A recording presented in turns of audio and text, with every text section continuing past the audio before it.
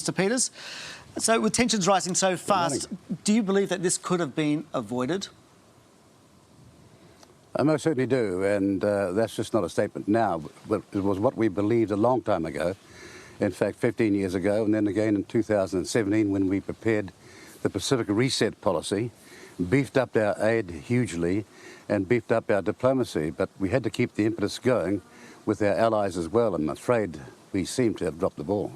So in 2018, as you mentioned, as Foreign Minister, you committed about $700 million to our relationship with the Pacific. Why didn't it work? Well, the reality here was it didn't keep going with that pace. And the other thing is that you had Australia, as it turns out, Foreign Minister trying to get an extra money for their aid program, and sadly, Maurice Payne, with all her great endeavours, didn't get that. Now, Penny Wong, the new Foreign Minister, is in Fiji announcing, as we speak, 500 million more Australian money for aid into the Pacific over the next 4 years. But that was a drive we had to all keep going. United States, ourselves, Australia, Japan, dare I say it, the UK and others. So Australia is in there on the ground right now. What should we be doing? Well, again, as Kurt Campbell is saying, and again he's admitting it, that they slipped up. They were warned by us, look, you need to pay far more attention, we need to put greater effort into it, because we've reached a particular inflection where the Pacific people believe they've got options. The sad thing about some of these options is that they don't include the freedom, democracy and rule of law and respect for the Pacific that we do and Australians do in our approach to the Pacific people. And that's what the great problem is. And as Peter Kinalora of the Solomon's Foreign Minister, the Foreign Affairs Committee, the chair of it, said the other day, you know, there are serious concerns arising here, and not just here but elsewhere in the Pacific as we look forward. Mr. Peters, do you really believe that Pacific nations would be wooed by China into a security and trade agreement, or would they be put off by the idea of sort of another economic coloniser? Well, the problem is you're being offered cheap money, and the difficulty with cheap money is that there's always a time when you have to pay the bill, and when that comes, what's the price of not being able to pay it? And we are out there. Australia is the biggest donor by miles. The rest of us are putting a lot of money in there. But along comes another party offering them cheap loans with no criteria of the type which we'd seek to apply. And the consequence is very, very, dare I say it, alluring to the Pacific people. Are you saying that the plan, the Pacific Reset that you implemented and that $700 million, I mean, you just said before it needed to carry on. Do you think, could you guarantee that this would not have come to pass if you had been in office? No one can guarantee that, but what I could guarantee to you that we would have never left off telling our allies the need is to get here right now, step up right here, right now. And I think it wasn't avoidable. Yeah, but these are sovereign nations. They have the right to decide their own path. And we also have the Pacific Islands Forum where these things are raised and debated and negotiated. Should we just be leaving it to them? But that's the real point. 22 years ago, in clause or Article 6 of the Bikatawa Declaration, is an agreement of 18 forum countries to do just that. So what on earth is the security arrangement that China says the Solomon Islands people need? And he's only talking about 1 square mile when you're talking about downtown Honiara.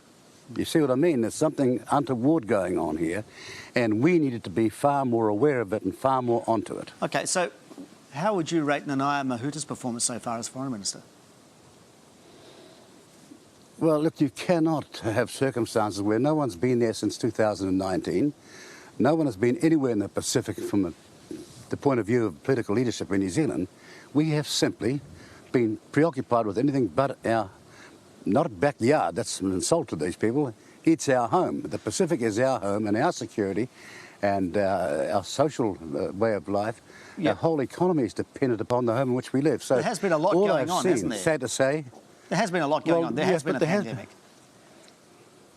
Well, look, that's an excuse if you'd like to say that, but others have not stopped. They've kept on doing the distance and going the yards. And so to put it down to a pandemic, because we're living in self-described hermit kingdom, is not a good enough answer. Not when the Pacific and our security is on the line here. Why do you think that this government and Nanaia Mahuta has not been on the ground in the Pacific? What's your take? Because they haven't. Oh, no, Because they haven't. Why the not? impetus and the drive and speed. Yeah. Well, you have to ask them.